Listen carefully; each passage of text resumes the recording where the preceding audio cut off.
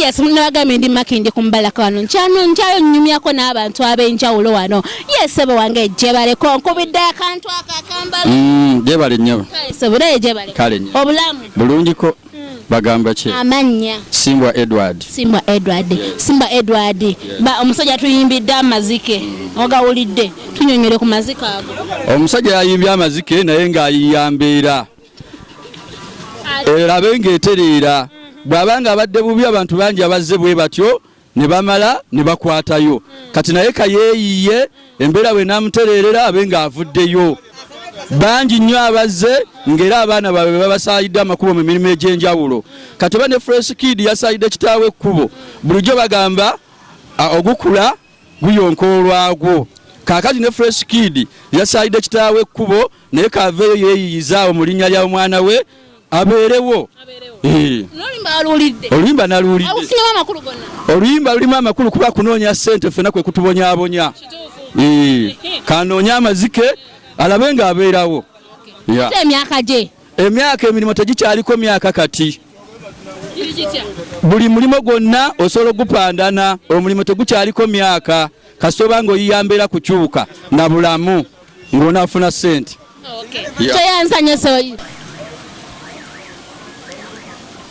Yes, alabye faba The Voice, ETV Uganda. Yes, nagambe tu The Voice kudobozi lyomu tutwesa ku nsonga eziri mu ggwanga eza entertainment zonna eziba ziriwo. Fe wano The Voice nga program tubeerawo ne tukola ki netubanga tujja ne tuwayawayamu n'abantu kale olunaku lwayo ndi wano nabagambye ndi makindye ku Mubalaka njagala mpayewayamu n'abantu nga obalaba banneetoolodde njagala twogere by'omu njagala mpe ndowooza ye mu ngeri emu oba endala.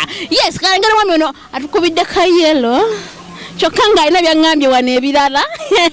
Jebale sebo. Kale nnyabo nawe gyebaleko.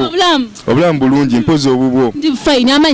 Amanya gange bampita jjajja Padde wano ku Mubalaka. Mubalaka ng'okola ki? Ntunda amatooke na bummonde. Abantu mu maaso. Era siseera. Eminwa 2 singi 10. Okay. Kakati sebo. Ebintu bingi bigenze mu industry ebyokuyimba bingi bayimbi abantu buli buyimbi ayimbye twafunye amazike nyaka twogere ku mazike bwe muyagawulidde swe kiri kati twogere ku mazike. Kakati nze kye ngamba nganze ko tata Fresh Kid eta Fresh Daddy abeko ne wakoma ate yebereremu olw'ensonga omwana ne taata ani yasooka munne ku nsi yali alinda kyo okujja kuyimba.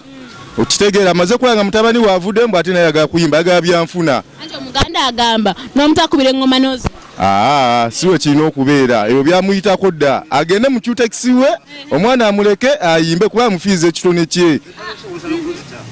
Kati n'olwekyo nze ndi munyiivu nnyo abeeko ne waakoma ye yali alinda ki okujja okuyimba.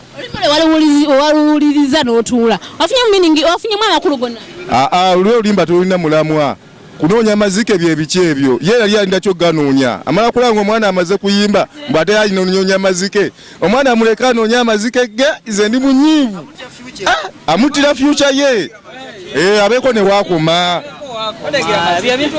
Okay, kakati ate emyaka gye ogyogerako kyeyera nsokola ebintu ng'ebyo. Kakati ate emyaka gye tekisaana kuyimba.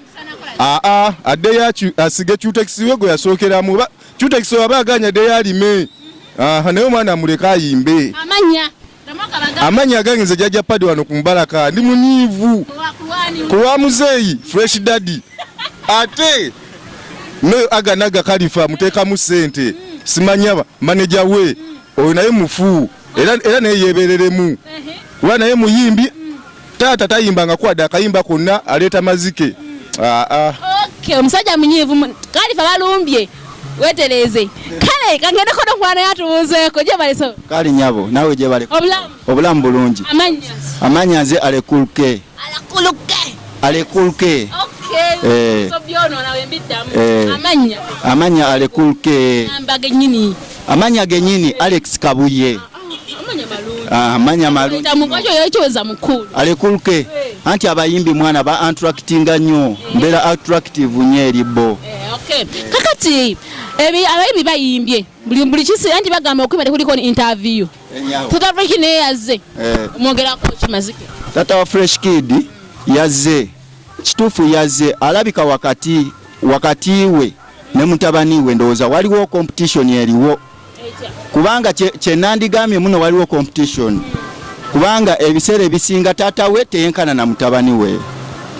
Taata we ayingidde mu industry y'okuyimba mu biseera bye bimu Fresh Kid naye wakoleredde ki waviiriddeyo kati n'olw'ensonga eyo there is something like a competition between among the two people. Taata we taata n'omwana kati it's as if it is a competition. Ate wayogera ku mazike abeera nga ayogera ku ssente ku bizike ebyetaano. Ye meaning kati ye meaning gye yaleeseewo kati nze kyembadde nsaba asooka aleke mutabani we agende maaso osanga mutabani we ajja muyamba mu maaso eyo ng'afunye ku ssente kubanga kati ate bwe babeera nga ababiisanya abeera nga ate anyigiriza ono ku kisenge. Omwana waliwo lwe yali agenda e Dubai era taata we naye yali agala kugenderako. Ekyo kyatunyiga ngaffe kubanga it's a minor business kyali tekyetaagisaamu taata we. Omwana alina bapromota nga ababe naye bapromota tebasobola muteekamu ssente nga ne taata we ayagala kugenderako. Eri ebeera bizinesi ndala n'olw'ensonga eyo sigenda kwogera bingi nnyo naye amuleke ayimbe. Mu luyimba lwe anti kati industry y'okuyimba yakagiyingira kati naye mwennyini nnyini amakulu gamuzibuwalira naffe abawagizi gatuzibuwalidde. Nze kyembadde ndabo bandigezezzaako kadongo kamu kuba kadongo kamu ayinza omwongerayoko mu maaso. Kuyeetaagamu abasajja abo emyaka emikulu naye kati ffe tukyali bavubuka bato twagala ennyimba eziriko. Ate emyaka gye yogerako ki? Emyaka gye okujja mu kuyimba emyaka gye kale tulinamu abakulu kubanga abakulu mwebali ddala mu kuyimba nga Bawire Mukaabya nga bw'obawulira bano babayita baani Basebatta. Kati nze kyembadde ndaba ate kati eno agenze mu level ndala kubanga omwana bayimba kyanjawulo ye dadi we ye kituufu alaba kyayimba biti yeeyo naye omwana kyayimba kyanjawulo ku kikye akite. Bannange tusaba Fresh Kid abantu banyiivu bagamba omwana omulinga abali mu competition tata n'omwana naye nga kyemmanyi tusaba vuganya mwana wo kyensinga okumanya.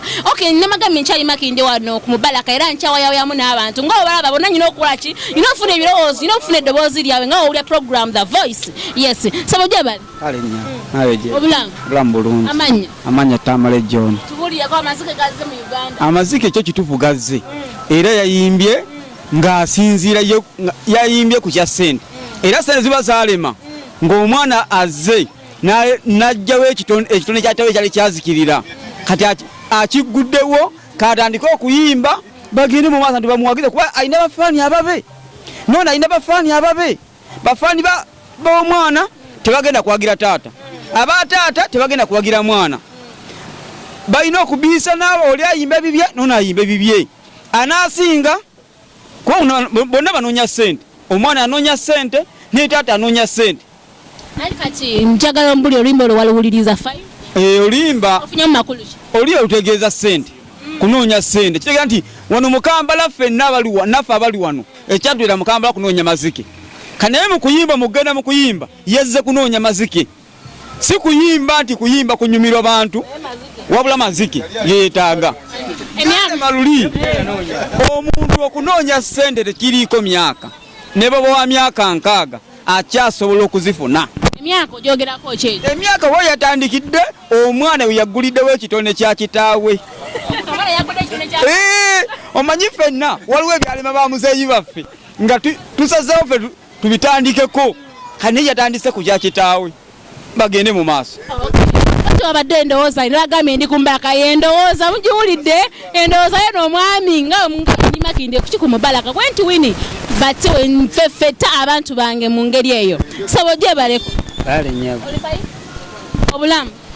obulamu bubi butyate tata Fresh Kid yatumenya omutima gwa amaanyi nnyo era nnyike gye tulimu nga ba muzeeyi abo myaka ali 47 yali badde ali eri be batulimire emmere musajja huyo ayagala bumonde ayagala matooke mmere ya buseere so singa agenda eri n'akwatagana n'abalimi aba asobola otuweereza emmere wano okudda mu kuwankawanka naye bwadda mu by'okuyimba eddibu lyagenda okuteeka music ly'amaanyi era simanyi bagenda kikola kulabika nga bamutetenkanya adde mu kyalo. Akawulidde wafunyemu amakulu gonna? Amakulu ge nafunyemu nawulidde mazike nensuubira abalimi eyo amazike bagalina singa agenda n'alima amazike ajja gafuna gyegali ate amayitirivu nno mu balimi. N'emyaka gye gyogerako ki? Emyaka gye gamazima gyetaaga ogenda mu mmwanyi ng'ezo singa ne be basajja bawagula ku mmwanyi ne bawulundalonda olumbugu naye yayingidde mu bintu byakuyimba. Emyaka gye tekyasobola kuyimira ku stage kumalako ssaawa 3 ng'ali ku stage. Baaba bw'obuzina obuzina obwo obulaba bwetaaga banga naye ne munimiro olanga okutta enkumbi eno okimanyi lwolimu oti era oba ozina kale kwegamba nze kyemusaba era bw'aba asobodde okumpuliriza amanyi agange bampita Kagasani njagala musabira kgenda mu kyalo bw'aba talina ttaka ewaka nninayo ettaka njamuwe w'okulimira badde bikulu nnyo bannange oyo mumuwulira fresh kid omusajja alina ettaka ddayo olime nga bwagambye obulimu gwe gwalinako yeetaaga kuwagula mwanyi bubuki bimererezi bizize ku mwanyi oba nange program nenjikwata nange nensukako nga mugirabye olunaku olwaliro era binsobedde mbagambye nkyabuuza ku bantu abalala ab'enjawulo ambalaka babusunga baba bakikkiriza kale kambuzako ne maama ono ambulire ku biki ebigenda maaso mu industry yaffe ya music. Yes mami gye baleko kale nnyabo naawe gye baleko mama obulanga namubadde bulungi. Amanyaga amanya gange nze Prosi Nampi. Nampi okay lwaki omukyala twaga tumubuuze katuwulire tata fresh kid yatandise okuyimba yayimbya amazike kyemanyi emiwagalabyeko siwe kiri nami oluyimba olwogerako yakoze ensobi nnyo alekera abaana mwana we nga bwazze n'abaana bato batandike yabiveemu alinde bulinzi abeere na kitiibwa kyaki kya taata abeera awo taata wagundi wuyazze omuyimbi tumuwe ekitiibwa abeere bulungi nnyo n'ebyokuyimba abiveemu kyogamba oluyimba makulu gonna walulabye abiveemu oba alimu amukobatemu aliwo omwana aluyimbe kyogamba nga tegundi bagireke balukola omwana balukole baliwo omwana asobole okuluyimba obulungi naye yabiveemu yabyonoonye bwonoonye. Emyaka gye gyogerako ki? Emyaka gye giveemu mu ebyo bwolemera nnyo mu bintu ofuna ebizibu kati emyaka egyaffe kati nga nze bwe ngamba kambire mu katale nkole mu katale sikola mundekera abaana bakole abazzukulu bakole nga n'abazzukulu bakole n'abaana bakole nze mba mbivaamu kati naye alekera omwana. Okay, wati mama wagamba toyanze nnyo kale nnyabo. Okay. Yes, nagambye nkyali mu Makindye wini batte program The Voice yes on ku ETV Uganda. Yes, wage baleko. Kale nnyabo nawe gye baleko. Obulamu bulungi kozigwe. Ogamba otya era amanya bambita Mugema David Mubaraka. David Mugema. Kale. Okay, ye Mugema nga tuze ku chat lese. Abayimbi bayimbye. Buli muyimbi kati ajja wekiza ayina abandi omuyimbi ayimba n'agamba mu byokuma temba amudde gore. Kati fresh kid ayimbye amazike ogogerako. Mazike malungi nnyo mzee yayimbire ddala. Nya. Era bulunze ntusa bubaka era abasajja bonna bali nga n'omwana wo nga alina kyakola nawe kikope nawe oveeyo. Yes nawe kikope nawe oveeyo oleme kwesibira wansi mwana kuyitako nawe kubanga yayaga ogenda kulinya ennyonyi bamulemesa kati kayimayo sebo wakabi n'ennyonyi agirinyeko kaserebo wakabi alinya ennyonyi kirungi ayimbe. Olanga olwimbo lwaluwuliriza bulungi aluwuliriza ofunye mu makulu ki tunya mazike fenna buli ali awo naye madamu lunya mazike sibe kiri ne president w'eggwanga lunya mazike kati naye ayinoyo kayimbe afuna mazike ganoonya kyogaba mu kiteksi gagano funikayo niko ikagaze bukuyimba era singa yagafuna ya mazike singa nyajeri nyisadda naye yanide nyonyi agamba omwana ngenda bwe nangenda nawe alinye ku nyonyi naye kale kayimbe afuna akasente naye alinye ku nyonyi. Emyaka gye yogerako ki? Myaka si mibi kubanga era omuntu watuusa akayimba kakitegeevu pali emyaka yana girowooza ddala ebirungi. Toyanze nyo sebo toyanze ge. Bwesi sawo gye baleko. Ale nyabo nawe gye baleko. Amanyi. Mukasa Henry. Mukasa Henry gye bale. Ale nawe. Kolera wali. Nemo pepese salamviri wali. Okay. Yes, abayimbi bangi bayimbye. Ngeje bagamba nti ebyokuyimba tebibeerako interview. Ta Fresh Kid yazina ayimba. Olumana kyemanyi nti waluwuliriza era olutegeera. Gwe oluyimba olugenda kukola. Lujja kukola. Lwaki? Ani engeri gy'anoonya ssente ate nga ffenna ze tunoonya luteekwa kukola. Lwakola dda ssente yazifunako dda. Buli waayimba ssente tumufuwa amazike tugamubalira. Kati kijja kukola. Olaba olumala luwuliriza makulu ki ge wafunye mu lwimba? Tunoonya ssente naye zaanoonya zaamulema dda wabanga afunye chansi ng'alina wasobola okuyitira ozifuna ayimba amazike tumuwe ssente. Emyaka gyo gyogerako ki? Emyaka gye ssente teziriiko myaka wona wozifunira wabanga byali byamulema wali ng'afunye omukisa ng'aviiriddemu wano anoonya ate emyaka gikola ki? Bedde wamala baali bansanvu yagiweza. Bato yabadde ndowooza Fresh yakuwagidde oyimba mwami ono toyanze gye so kyeyanzege nyawo gye baleko. Nyabo nawe gye amanya Justin okolera nkolera buli wamu wonna. Kitegeeza nkuguddeko bigwano mu maki ndi kumbala. Kati abayimbi bayimbye ennyimba ta Fresh Kid wawulidde ku lwimba lw'amazike mbuliako olwimba olwo lwakuyisiza lute? Olwimba lwe si lubi kubanga anoonya ssente kulanga abeezaawo bazadde be nga nange taata yayimbye simwana anoonya ssente kubeezaawo famire ye kubanga ffenna ekitukozesa famire zaffe nange ndi mu kutambuza kadagala nsobole okubeezaawo abaana bange. Olulimba lwe waluwuliriza? Sinaduwuliriza. Toyanze nyo nyabo toyanzenge ebadde endowooza y'omukyalo ono wadde tatukubye bizinensi ye maaso gye baleko. Kale nyabo nawe gye bale nyabo. Amanya gafa bampita Fiona Nakayenga. Fiona Nakayenga abayimbi bayimbye ennyimba era owuliriza music. Tuza Fresh Kid yayimbye amaziko gogerako ki? Naluwuliddeko oluyimba olwo naye nze kale nganze kye ŋŋamba. Mulimu ebintu ky'olina okuleka notakikwasaganya kuba kati nkyemmanyi omwana muyimbi naye nze kale oluyimba terwankoledde bulungi saaluwagidde. Lwaki? Terwansanyusizza nnyimba gyadde aluyimba kwega terwankoledde yadde akatini obanga onoonya ssente teyasobola oddolowoozaako nga luyimba.